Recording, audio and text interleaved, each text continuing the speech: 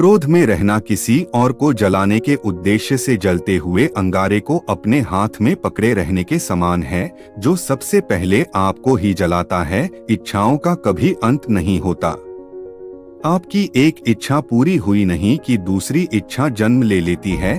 जिसने खुद पर नियंत्रण पा लिया, उसकी जीत को देवता भी हार में बदल नहीं सकते। आपको गुस्से की सजा नहीं मिलती है, स्वयं गुस्सा ही आपकी सजा है। स्वास्थ्य के बिना जीवन नहीं होता, बस थकान और पीड़ा होती है, जो मृत्यु के समान है। न अतीत की स्मृतियों में अटके रहें, न भविष्य की कल्पना में।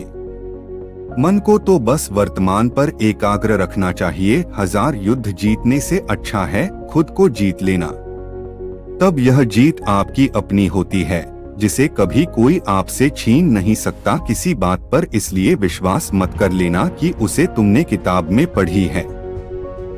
न इसलिए विश्वास करना कि ऐसा किसी ने या मैंने कहा है।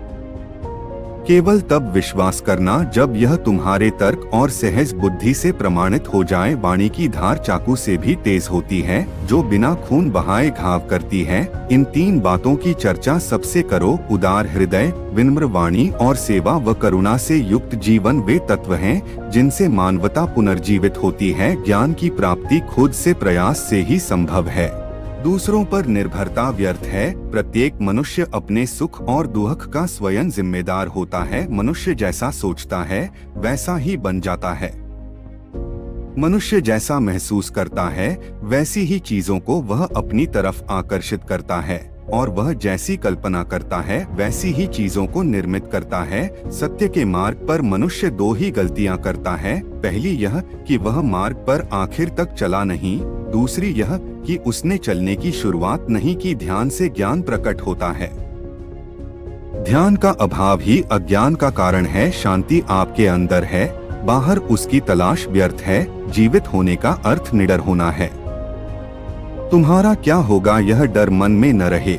न ही किसी पर अपनी निर्भरता की बात सोचो। जिस क्षण तुम मदद की पूर्वधारण से मुक्त हुए, उसी क्षण सही अर्थों में आजाद हो गए। आसक्ति या लिप्तता ही सारे दुखों का मूल है।